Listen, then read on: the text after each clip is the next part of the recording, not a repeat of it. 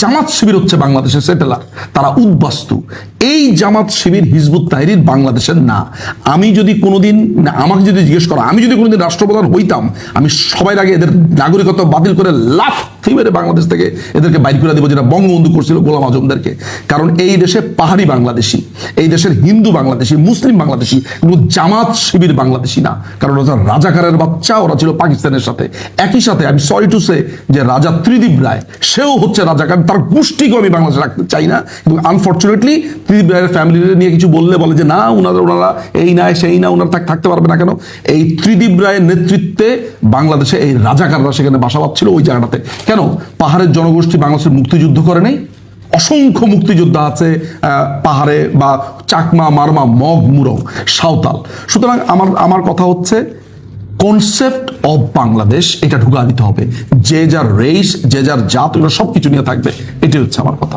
আমার প্রথম ব্যাপার হচ্ছে, আপনি বাংলাদেশের এই ভূখণ্ডের একজন নাগরিক, আপনি নিজেকে সংখ্যালঘু বলে অভিহিত করছেন কেন? প্রথম কথা, সংখ্যালঘু মানে কি আপনি সংখ্যায় কম এই কারণে বলছেন? আপনি যখন একটা রাষ্ট্রের একজন নাগরিক, একটা প্রাউড নাগরিক হয়ে এই দেশের হিস্সা, এই দেশের একটা ইঞ্চি মাটি আপনারও অধিকার, আপনার বাবা মা 14 গোষ্ঠী যখন এইখানে, এই রাষ্ট্র আপনার, সেই রাষ্ট্রে আপনি সংখ্যাতে কম বলে নিজেকে বারবার সংখ্যালঘু বলাটাই হচ্ছে সেলফ ইনক্রিমিনেট করা। নাম্বার ওয়ান, নিজেকে আপনি সংখ্যালঘু বলে ছোট করছেন। নাম্বার ওয়ান, আপনি সেটেলারের কথা বলেছেন, যেভাবে সেটেলারের কথা বলেছেন আমি এটার সাথে একমত না। বিকজ একটা রাষ্ট্রে একজন, এই রাষ্ট্রটা আমাদের সবার, সেইখানে একটা অংশের নাম সেটেলার কেন হবে? আমার রাষ্ট্রে আমি যেইখানে খুশি সেখানে থাকতে পারবো, সেই থাকাটাকে আমাকে সেটেলার বলা হচ্ছে। ইয়েস, আমি আসতেছি, আমি নিজে যখন অস্ট্রেলিয়াতে পড়াশোনা করেছি সেখানে ইন্ডিজিনাস পিপলদের প্রতি একটা আলাদা রাইটস থাকে, আমি আসতেছি। একইভাবে আমরা কিন্তু এই সেটেলার কথাটা বলেও আমাদের রাষ্ট্রের একটা অংশকে আমরা অনেক ছোট করে দেখি।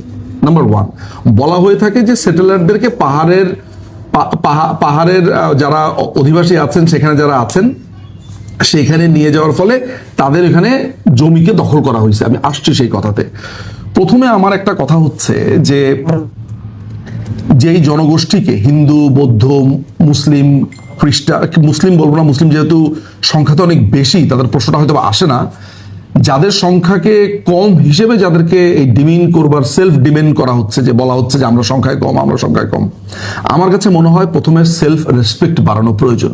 নাম্বার ওয়ান, দেখেন বাংলাদেশকে গত স্বাধীনতার পর থেকে একটা লম্বা সময় অস্থিতিশীল হয়েছে সবভাবে, পাহাড় এবং সমতলে।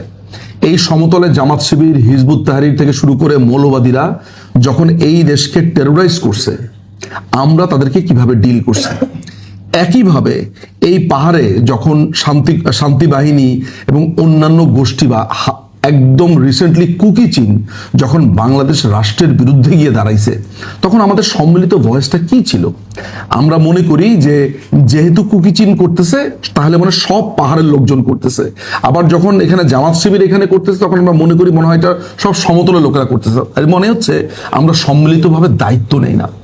আমি যেদিন থেকে মনে করব যে আমার ছোটবেলার বন্ধু ছিল আপনার প্রাবো চাকমা, যেদিন থেকে মনে করব প্রাবো চাকমা আমার ভাই, যেদিন থেকে মনে করব সন্তুল আরমা আমার ভাই, সন্তুল আরমা আমার শত্রু না, যেদিন থেকে আমি মনে করব যে পাহাড়ে যারা আছে তারা আমার ভাই, হ্যাঁ তার জাতীয়তা, সে হচ্ছে, তার বিভিন্ন জাতীয়তা থাকতে পারে, ভূখণ্ডের নাগরিক হিসেবে সে বাংলাদেশি, এইটা আমাকে নিশ্চিত করতে হবে যে সে যেই পরিবেশে বড় হয়েছে, তাকে যেইভাবে তার খাদ্যাভ্যাস, তার মাতৃভাষা, যতদিন পর্যন্ত আমরা এগুলোকে রেসপেক্ট করতে না পারবো, আমরা কি এখনো পর্যন্ত পাহাড়ে যারা জন্মেছে তাদের মাতৃভাষাকে পুরোপুরি নিশ্চিত করতে পারছি?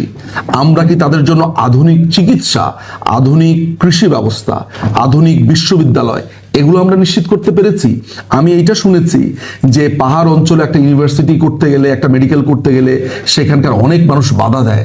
তারা বলে আপনারা এখানে এসে আমাদেরকে, আমার কথা হইতেছে যে মানে এইটা কেন হবে? আপনারা কি কখনো এটা প্রতিবাদ করেছেন যে পাহাড় অঞ্চলে একটা ইউনিভার্সিটি করতে গেলে সেখানকার লোকেরা এসে সন্ত্রাসীদের বাধা দেয়, বলে যে সমতলের লোকেরা এসে তোমাদেরকে দখল করে নিবে? তাহলে আজীবন কি পাহাড়ের মানুষ এমনই থাকবে? তাদের কৃষ্টি, তাদের কালচারকে রক্ষা করে তাদেরকে আমরা আধুনিক যুগে নিয়ে যাব না? এই জিনিসটাতে আপনাদের সোচ্চার হওয়া উচিত। একইভাবে পাহাড়ের একটা মানুষের গায়ে যদি কোনোদিন কোনো অন্যায্য টাচ পড়ে, কোনো মানুষকে যদি সেখানে রাষ্ট্র কোনো নিপীড়ন করে, তাহলে সেটার ব্যাপারে সবাইকে সোচ্চার হইতে হবে। আমি এইটা মানতে খুবই নারাজ যে পাহাড়ে কোনো সমতল যাইতে পারবে না। আমি খুব লক্ষ্য করেছি একটা ব্যাপার, এবং আমি জানি না যে আপনার মতামত কি। আমি পাহাড়ের অনেক অঞ্চলের কাছে শুনেছি যে এখানে সেটেলাররা কেন আসবে, বাঙালি কেন আসবে? তাহলে পাহাড়ের অঞ্চলের অনেক মানুষ, আমি যে অঞ্চলে বাস করি, আমি যে ঢাকায়, সেখানে পাহাড়ের অনেক মানুষ বাস করে। আমি যদি বলি পাহাড়ের লোকেরা ঢাকাতে কেন আসবে, এটা একটা অন্যায় কথা। এই 56,000 বর্গ মাইলের প্রত্যেকটা ইঞ্চিতে যেমন প্রাবো চাকমা থাকতে পারবে, যেমন সন্তুল আর্মা থাকতে পারবে, ঠিক নিজুম মজুমদারও বাংলাদেশের প্রত্যেকটা ইঞ্চিতে সে তার ঘর বানাইতে পারবে লিগাল ওয়েতে।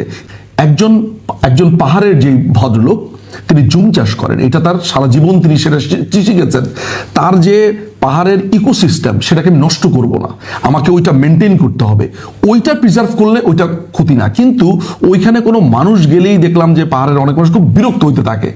এটা কেন হবে? সেখানে দিনের পর দিন শান্তি বাহিনীরা আর্মির লোকজনদেরকে, আর্মিরা ওইখানে, আমি একটা কথা খুবই মানতে নারাজ, সেনাবাহিনীকে অত্যন্ত দানব হিসেবে দেখানো হয়। সেনাবাহিনীর ব্যাপারে আমার ভয়ানক লেভেলের রাগ আছে। সেনাবাহিনীর বেইমানি, সেনাবাহিনীর ইত্রামি, মধ্যযুগের দিকে তাদের ক্রমাগত যাত্রা, তাদের ভেতর তাদের হিজবুত তাহরির হয়ে ওঠা, তাদের জামাতি হয়ে ওঠা, এগুলো সমস্ত কিছু ছাপিয়ে পাহাড়ে যখন তারা ডিউটি করতে যায়, আমি লক্ষ্য করেছি যে তাদেরকে দানব হিসেবে দেখানো হয়। তারা কি, আমি কখনো মনে করি না যে তারা সেখানে দানবগিরি করতে যায়। শান্তি বাহিনীর লোকেরা কি নৃশংসভাবে সেনাবাহিনীর লোকজনদেরকে হত্যা করেছে, আপনি সেটা জানেন। এবং একইভাবে সেনাবাহিনীর লোকেরাও যদি ওখানে এক্সট্রা জুডিশিয়াল কিলিং করে, তার জবাব দিতে হবে। আমার কথা হচ্ছে একটা অ্যাকাউন্টেবিলিটি তৈরি করতে হবে। আমি এইটা যেন না হয় পাহাড়ের লোকেরা বলবে এটা আমাদের অঞ্চল, এটা আমি আলাদা রাষ্ট্র চাই, বাঙালিরা বলবে এটা আমাদের। নো, সব কিছু আমাদের, কিন্তু প্রত্যেকে যা রেসপেক্ট দিতে হবে। লেটস সে আপনি অনুগ্রহ করে নিজেদেরকে সংখ্যালঘু, আমি এই সংখ্যালঘু শব্দটা শুনলে আমার মাথাতে টং করে উঠে। সংখ্যালঘু আবার কি জিনিস? একজন শিখ, একজন ইহুদিও যদি বাংলাদেশে থাকে, এই রাষ্ট্র তারও। ইসরায়েলে কি হয়েছে আই ডোন্ট কেয়ার। এই রাষ্ট্রে যদি একজন ইহুদি থাকে, একজন কাদিয়ানি থাকে, একজন শিয়া থাকে, এই রাষ্ট্র তার। Simple as that. আমরা প্রত্যেকে মিলে এই রাষ্ট্র করেছি। প্রত্যেকটা মানুষের অধিকার আমাকে নিশ্চিত করতে হবে। কিন্তু এইটাও ঠিক, কেউ যেন কারো ধর্ম অনুভূতিতে আঘাত না দেয়, কষ্ট না দেয়, তাই না? এটাই হওয়া উচিত। একটা, আমি 25 বছর 23 বছর আজকে আমি দেশের ওয়েস্টে, আমি ওয়েস্ট থেকে কি নিয়েছি? আমি ওয়েস্ট থেকে নিয়েছি একটা টলারেন্ট সোসাইটি, একটা ডাইভার্সিটি। অর্থাৎ আমরা এখানে প্রত্যেকটা মানুষ আছে, আমি হয়তো আপনাকে পছন্দ করি না, কিন্তু আমাকে এইটা শিখতে হবে যে উনাকে পছন্দ না করলেও উনাকে আমার সহ্য করতে হবে, উনাকে রেসপেক্ট করতে হবে। This is what I have learn. So পাহাড়ের অধিবাসীদের প্রতি যা হয়েছে গত কয়েক সপ্তাহে, এটা খুবই ভয়ঙ্কর একটা ব্যাপার, ভয়ানক একটা ব্যাপার। এই পাহাড় অঞ্চলে দিনের পর দিন আমরা দেখেছি জামাত শিবিরের সেখানে, মানে উই পোকা যেরকম বাসা বাঁধে, পুরো পাহাড়ে জামাত শিবির বাসা বেঁধেছে। তারা এসো গাছ লাগাই, এসো সাঁতার কাটি, বিভিন্ন তারপরে পাহাড়ি ছাত্র পরিষদ, এগুলোর নাম দিয়ে তারা দিনের পর দিন জামাত শিবিরের এজেন্ডা বাস্তবায়ন করেছে।